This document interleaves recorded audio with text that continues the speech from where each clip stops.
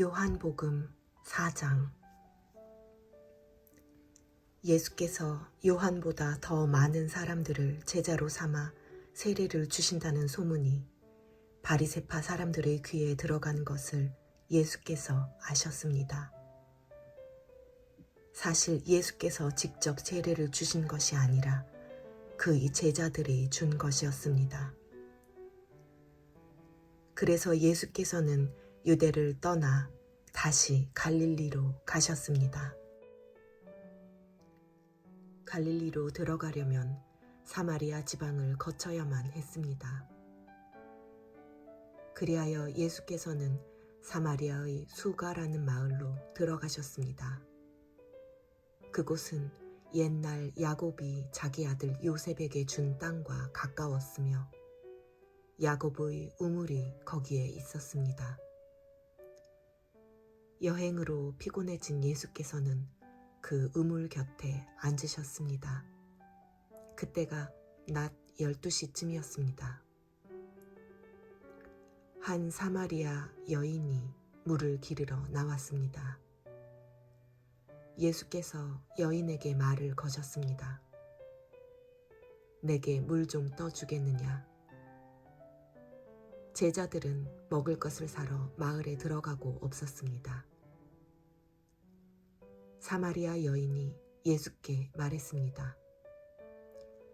당신은 유대 사람이고 저는 사마리아 여자인데 어떻게 제게 물을 달라고 하십니까? 당시 유대 사람들은 사마리아 사람과는 상대도 하지 않았기 때문입니다. 예수께서 여인에게 대답하셨습니다. 내가 하나님의 선물을 알고 또 물을 달라고 하는 사람이 누구인지 알았다면 도리어 내가 그에게 부탁했을 것이고 그가 내게 생수를 주었을 것이다. 여인이 예수께 말했습니다. 선생님께는 두레박도 없고 이 우물은 깊은데 선생님께서는 어디에서 생수를 구한단 말입니까? 선생님이 우리 조상 야곱보다 더 크신 분이십니까? 야곱은 우리에게 이 우물을 주었고 그와 그의 아들들과 가축들도 다 여기에서 물을 마시지 않았습니까? 예수께서 대답하셨습니다. 이 물을 마시는 사람마다 다시 목마를 것이다. 그러나 내가 주는 물을 마시는 사람은 영원히 목마르지 않을 것이다.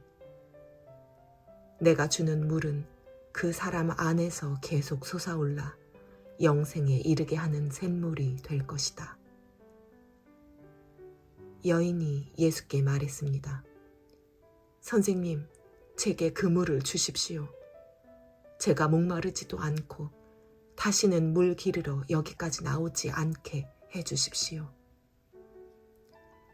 예수께서 여인에게 말씀하셨습니다. 가서 내 남편을 불러오너라.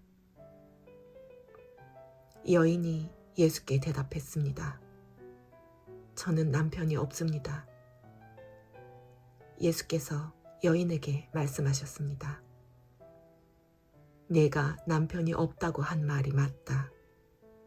실은 전에 내게 남편이 5이나 있었고 지금 함께 사는 남자도 내 남편이 아니니 네가 지금 한 말이 맞구나.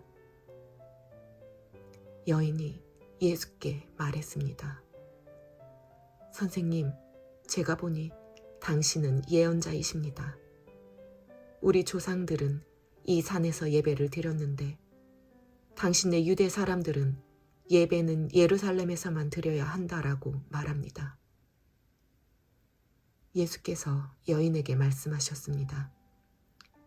여인아, 나를 믿어라. 이제 이 산도 아니고 예루살렘도 아닌 곳에서 아버지께 예배 드릴 때가 올 것이다. 너희 사마리아 사람들은 알지 못하는 것을 예배하지만 우리 유대 사람들은 알고 있는 것을 예배한다. 이는 구원이 유대 사람들로부터 나오기 때문이다. 이제 참되게 예배하는 사람들이 영과 진리로 아버지께 예배 드릴 때가 오는데 지금이 바로 그때다. 아버지께서는 이렇게 예배 드리는 사람들을 찾고 계신다. 하나님은 영이시니 하나님께 예배 드리는 사람은 영과 진리로 예배 드려야 한다. 여인이 예수께 말했습니다. 저도 그리스도라고 하는 메시아가 오실 것을 압니다. 메시아가 오시면 우리에게 모든 것을 알려주실 것입니다. 그러자 예수께서 여인에게 말씀하셨습니다. 지금 내게 말하고 있는 내가 바로 그 메시아다. 바로 그때 제자들이 돌아와 예수께서 한 여인과 말씀하시는 것을 보고 놀랐습니다. 그러나 아무도 무엇을 요구하십니까? 왜 저 여인과 말씀하고 계십니까? 라고 묻는 사람이 없었습니다. 여인은 물 항아리를 내버려 둔 채 마을로 돌아가 사람들에게 말했습니다. 와서 내 과거를 모두 말해준 사람을 보십시오. 이분이 그리스도가 아니겠습니까? 사람들이 마을에서 나와 예수께로 나아갔습니다. 한편 제자들은 예수께 청했습니다. 라삐어, 뭘 좀 드십시오. 그러나 예수께서는 그들에게 말씀하셨습니다. 내게는 너희가 알지 못하는 양식이 있다. 그러자 제자들이 서로 수군거렸습니다. 누가 벌써 드실 것을 갖다 드렸는가? 예수께서 말씀하셨습니다. 내 양식은 나를 보내신 분의 뜻을 행하고 그분의 일을 완성하는 것이다. 너희는 넉 달이 더 지나야 추수할 때가 된다고 말하지 않느냐? 그러나 나는 너희에게 말한다. 눈을 들어 들판을 보라. 이미 곡식이 익어 추수할 때가 됐다. 추수하는 사람은 이미 삭슬 받았고 이제 영생의 곡식을 거두어 드리고 있다. 그리하여 씨를 뿌린 사람과 추수하는 사람이 함께 기뻐할 것이다. 그러므로 한 사람은 심고 한 사람은 거둔다라는 말이 맞다. 나는 너희를 보내어 너희가 일하지도 않았는데 열매를 거두게 했다. 다른 사람들은 수고했고 너희는 그들이 수고한 결실을 거두게 된 것이다. 그 마을에 사는 많은 사마리아 사람들은 여인이 그분이 내 과거를 모두 말해준 사람이다라고 증언했기 때문에 예수를 믿었습니다. 그래서 사마리아 사람들은 예수께 나와 그들과 함께 머물 것을 청했습니다.